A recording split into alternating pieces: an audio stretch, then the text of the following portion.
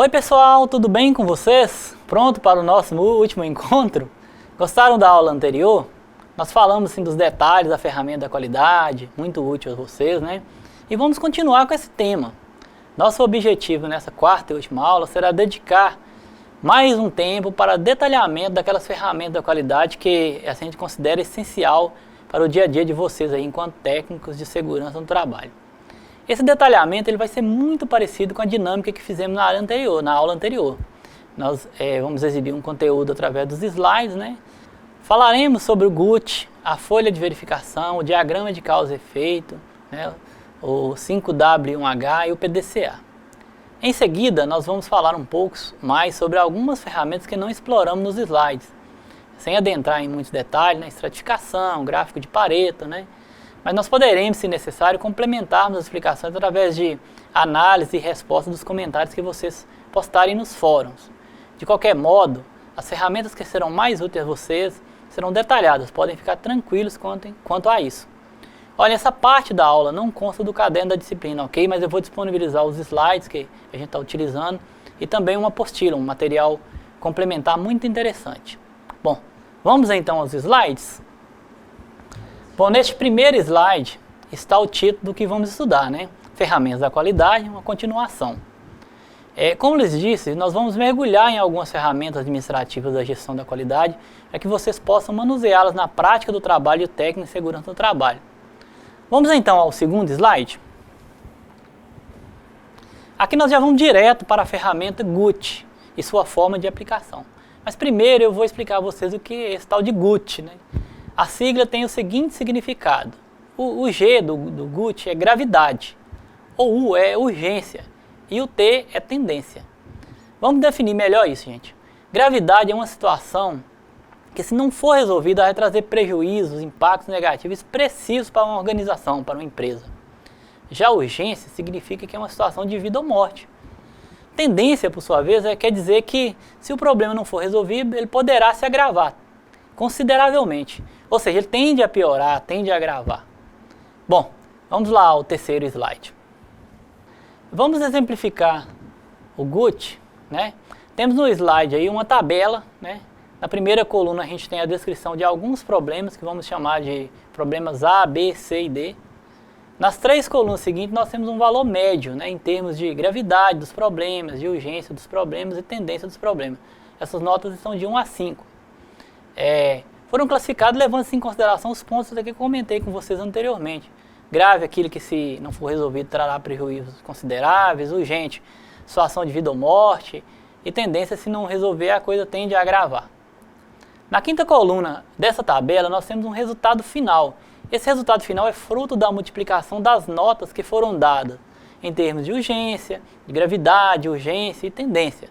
Só para uma demonstração, vamos pegar aí o problema A, tá?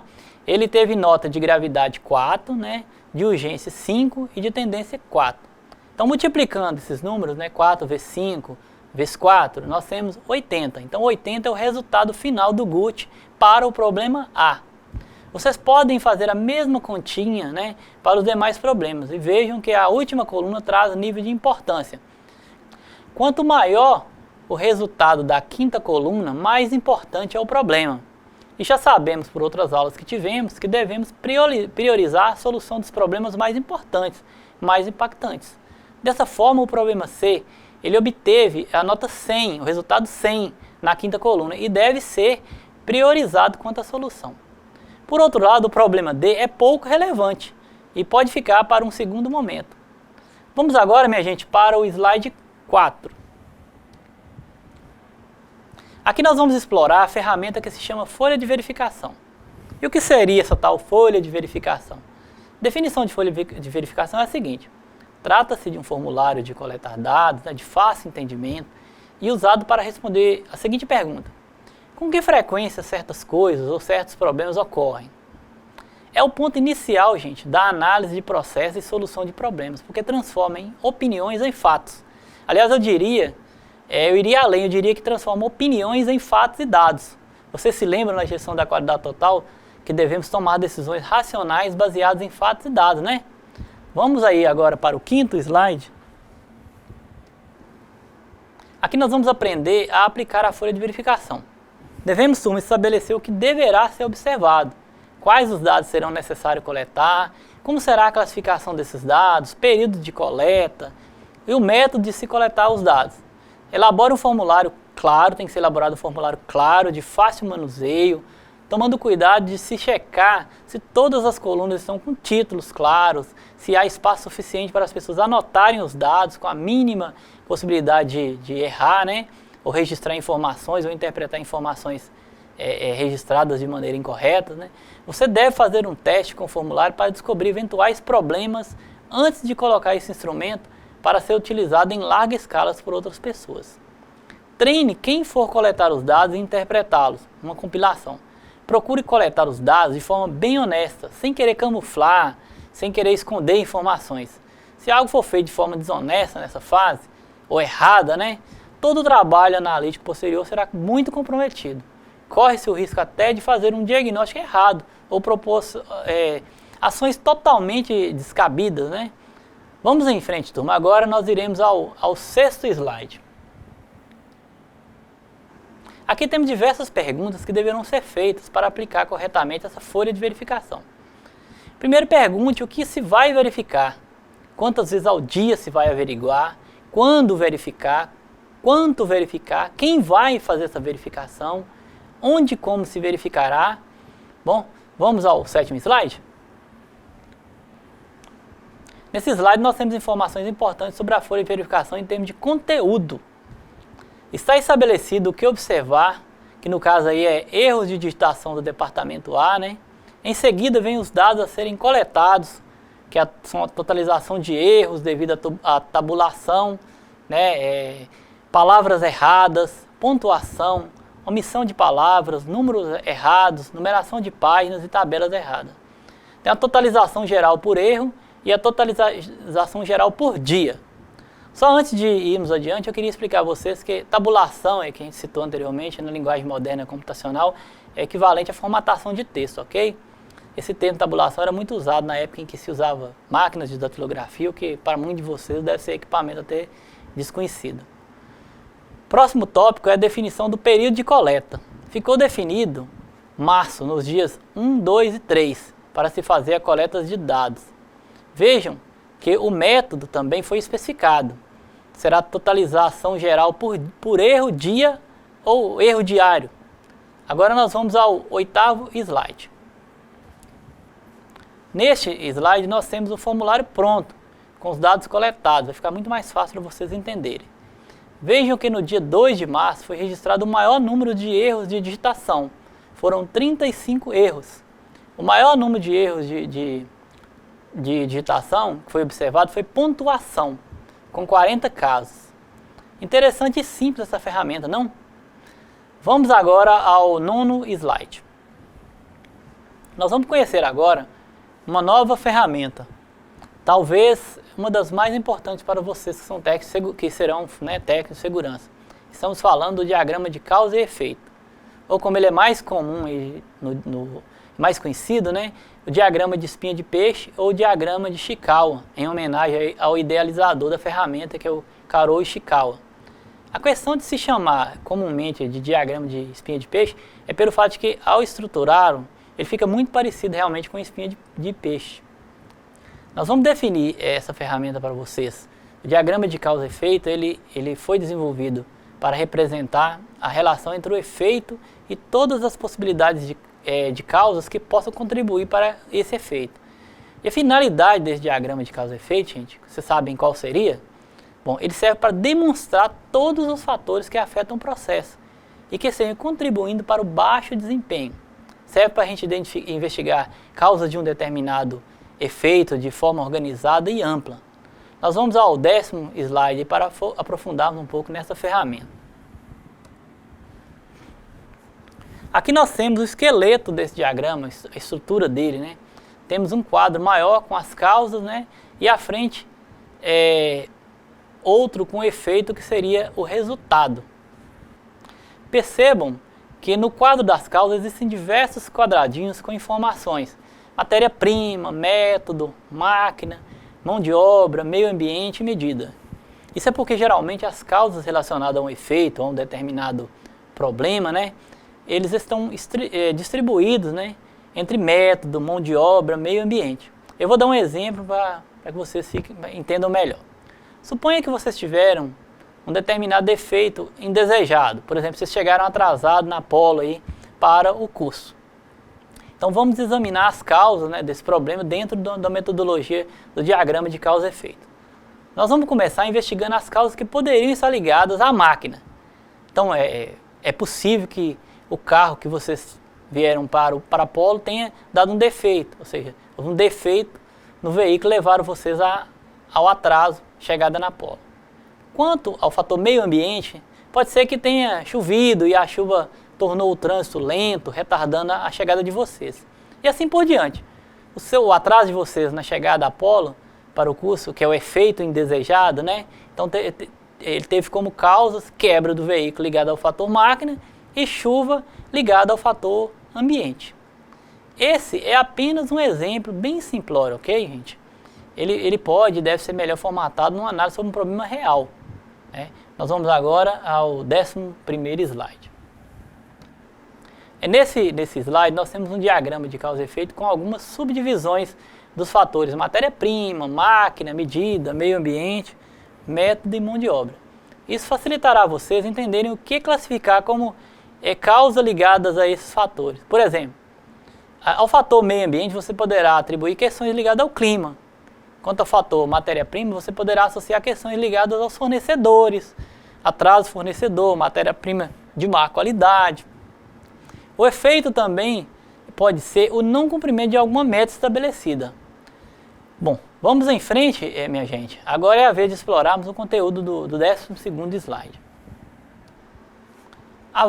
Vamos aqui falar, né, da ferramenta chamada plano de ação, ou seja, 5W e 1H, como é mais conhecida. Vocês sabem para que serve essa ferramenta 5W e 1H?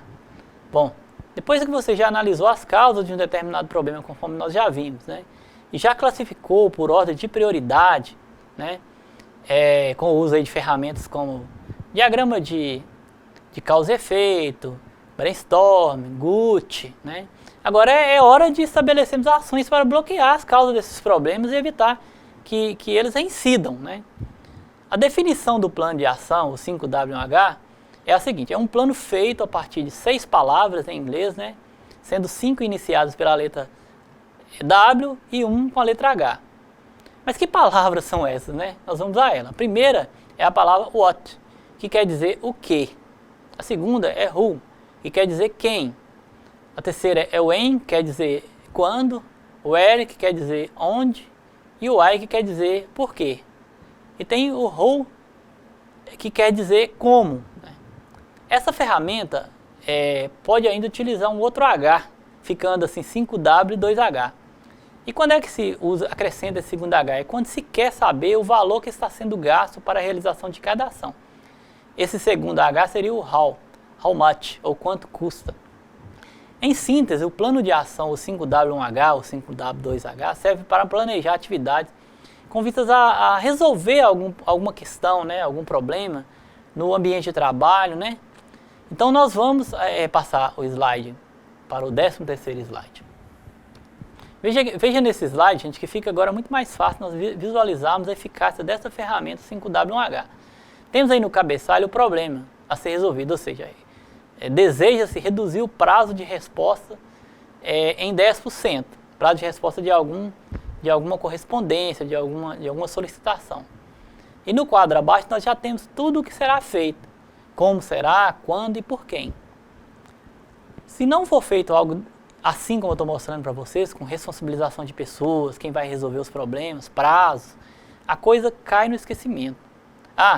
E é necessário controle e verificar se tudo o que está sendo feito conforme o planejado. Bom, pessoal, vamos continuar daqui a pouquinho nos slides, né, com um novo tema. Só que eu gostaria antes de ressaltar a importância dessas ferramentas que vimos. São ferramentas que nos permitem descobrir as causas de problemas, classificá-las de modo a entender quais seriam as prioritárias ou as mais impactantes, né? E que mereceriam ser tratadas em primeiro lugar, ou seja, com prioridade. Talvez essa parte que vimos seja uma das mais importantes para o dia a dia de um técnico de segurança do trabalho. Por isso eu peço a vocês que leiam o material complementar e postem dúvidas no fórum para que tenhamos a segurança de que tudo foi assimilado, né? Agora a gente volta ao 14º slide, ok? Bom pessoal, aqui nós vamos conhecer um pouco do PDCA. Essa ferramenta foi pouco explorada e como é muito importante, nós precisamos falar um pouco mais sobre ela a partir de agora. Nesse slide nós vamos contar um pouco a história do PDCA para vocês. O ciclo do PDCA foi idealizado por Sherratt e mais tarde aplicado por Deming no uso de estatísticas e métodos de amostragem. O ciclo do PDCA ele nasceu no escopo do controle da qualidade total, né? Como uma ferramenta que melhor representava o ciclo de gerenciamento de uma atividade. No próximo slide agora nós vamos verificar. Aqui nesse slide, nós queremos destacar que o PDCA é um modelo dinâmico e com vantagem quanto à redução de custo, aumento da produtividade, propiciando a melhoria continuada dos processos. Vamos passar para o próximo slide. Nesse slide agora, nós temos o ciclo do PDCA, né? O famoso círculo do PDCA. E para entendê-lo, vocês precisam começar pelo P, verificando o sentido da seta. Em seguida, vocês terão as outras letras, né? D, C e A, que são as iniciais dos termos que são associados, né? Plan, do, check e action. Esses termos estão em inglês, né? Vamos explicar isso direitinho para vocês, para não restarem dúvidas. O P é a fase do planejamento. Vocês perceberão que associado ao P temos o plan, que significa plano, né? O D é a fase da execução, colocar a mão na massa, né? E vocês perceberão aí que o D está associado ao do, que significa fazer ou executar, traduzido, né?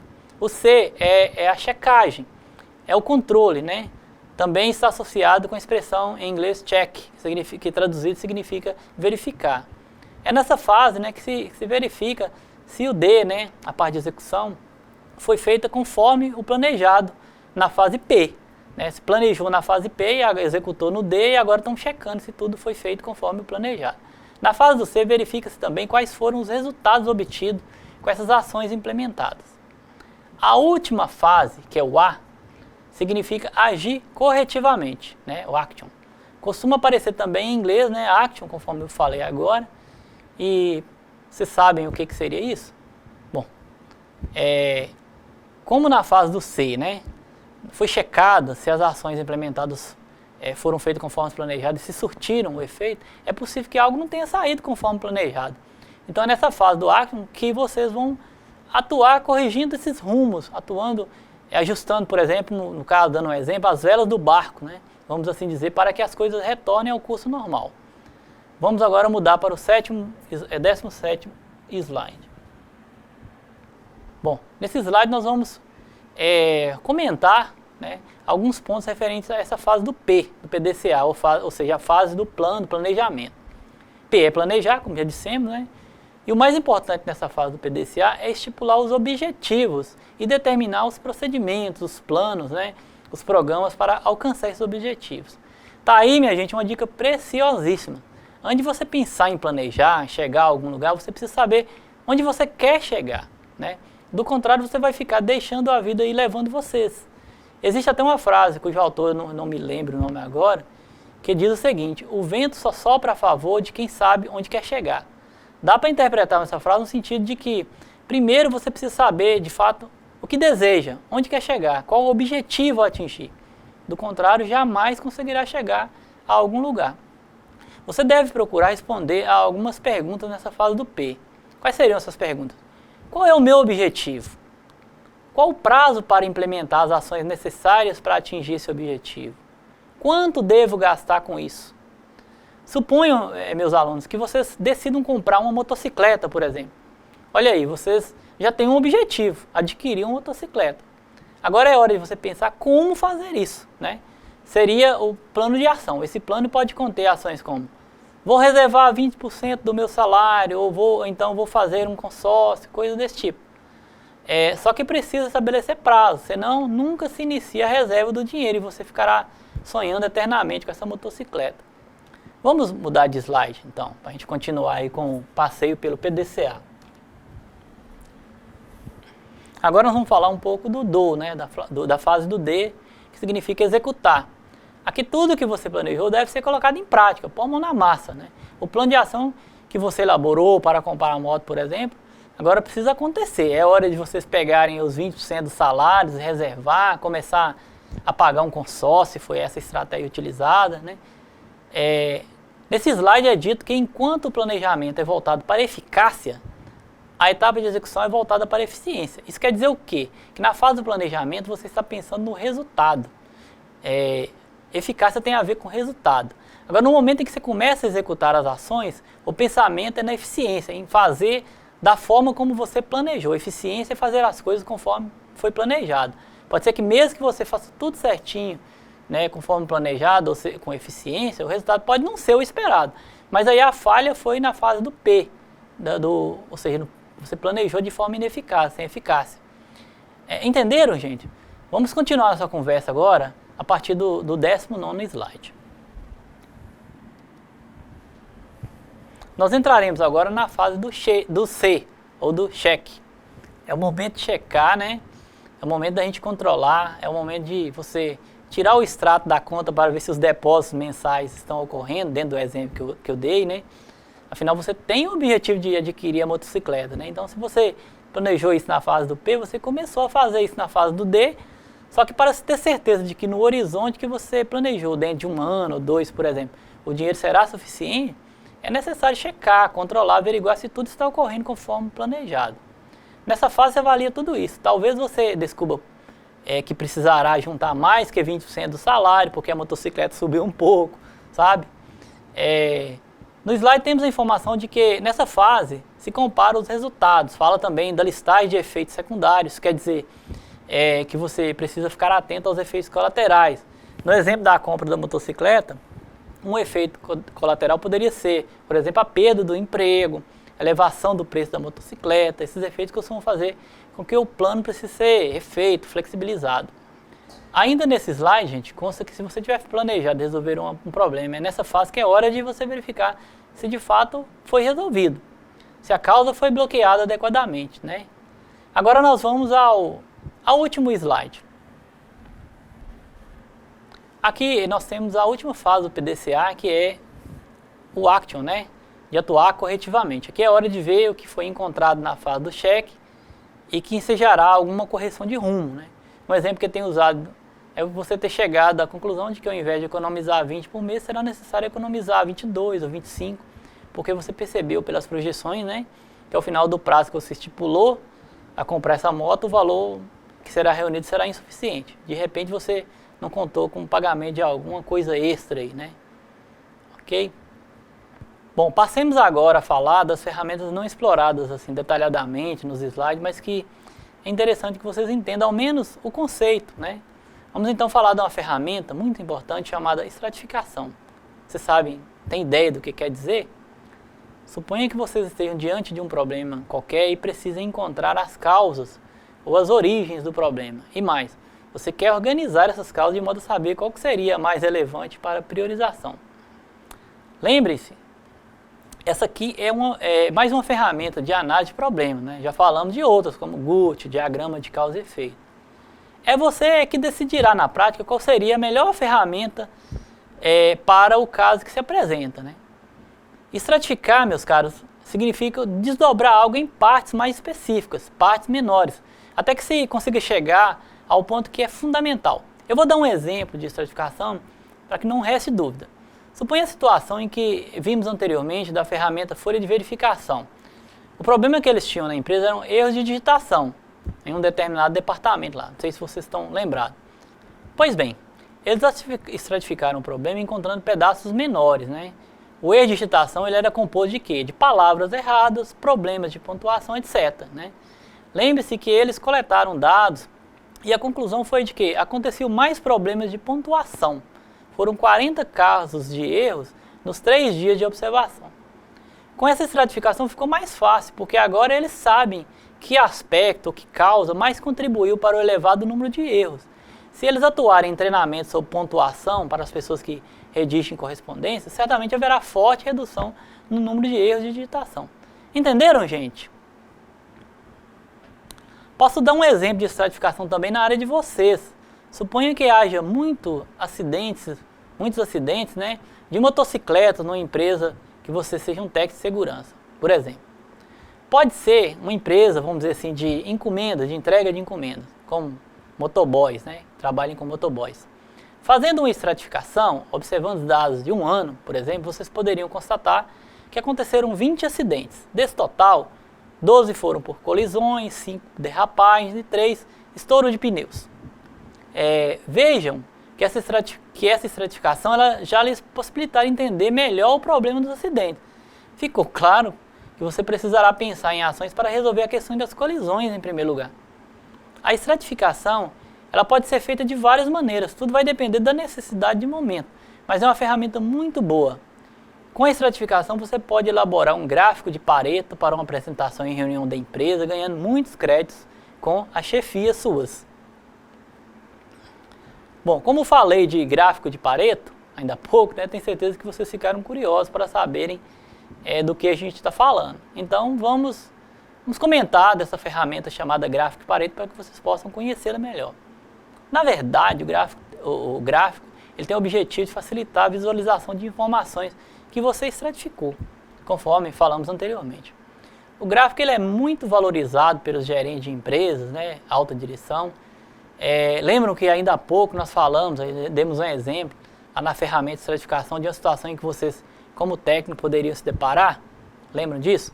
Eram acidentes com motocicletas, né, e após a estratificação de informações em um ano, vocês perceberam que do total de 20 acidentes ocorridos, 12 foram por colisões, 5 foram por derrapagens e 3 foram por estouro de pneus. Essas informações poderiam ir para um gráfico de Pareto, que é um gráfico de barras, e visualmente daria um efeito bem interessante, porque a barra mais alta seria referente a essas colisões, né? Foram 12 no total de 20 acidentes, representando aí 60% do total de acidentes. Se esse gráfico de Pareto de vocês tivesse sido exibido em uma reunião gerencial, vocês perceberão logo que chegarão à conclusão que o foco deve ser as colisões. Você ficará muito bem avaliado apresentando informações assim nesse nível de detalhamento dessa forma, né? Forma de um gráfico de Pareto, né? Mostrando tudo muito bem claro. Meus caros alunos, a ferramenta se chama gráfico de Pareto, porque o nome Pareto vem do economista Vilfredo Pareto. Para fazer esse tipo de gráfico, vocês precisam saber o que vai ser analisado, selecionar um método para coletar dados, estabelecer um período de tempo para se coletar as informações no local em que esses problemas estiverem ocorrendo ou tiverem ocorrido, né? Depois você deve reunir os dados coletados em categorias ou em estratos e aí fazer o gráfico. Bom, gente, nós estamos chegando ao final do conteúdo da nossa disciplina, né? Então está na hora de fazermos aí um resumo sobre essa aula, né? Vamos lá? Nós falamos nessa aula sobre as ferramentas GUT, que significa gravidade, urgência e tendência. Essa ferramenta, como vimos, serve para a eleição, né? Para a escolha de problemas a ser atacado em primeiro lugar. Abordamos sobre o diagrama de causa e efeito, espinha de peixe, né? Vimos que ele serve para encontrarmos as causas associadas aí a um determinado efeito, ou as causas que têm a ver com um determinado problema, né? Ainda conversamos sobre o famoso plano de ação, que é mais conhecido aí como 5W e 1H, ou até mesmo 5W e 2H, dependendo da forma de elaboração que se queira implementar, né?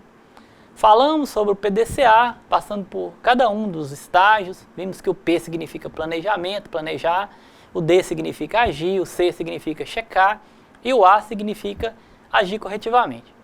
Por fim, nós exploramos também a estratificação e o gráfico de Pareto. A estratificação serve para desmembrar em partes menores um determinado problema e o gráfico de Pareto tem, dentre outras funções, né, a de dar uma melhor visualização aos dados, os dados que foram estratificados. Bom, pessoal, eu agradeço imensamente a oportunidade de estar com vocês, né? Foi um prazer imenso. Acho que conseguimos auxiliar aí na construção do conhecimento sobre a disciplina E tenho certeza de que também eu aprendi muito com vocês, complementei bastante o conhecimento aí através das nossas interações. Se precisarem de algo, eu continuo ao dispor de vocês, né? Se tiverem dúvidas ou quiserem comentar alguma coisa sobre nossa aula, sobre o nosso curso, fiquem à vontade para fazer isso nos nossos fóruns. Forte abraço a todos e até uma nova oportunidade.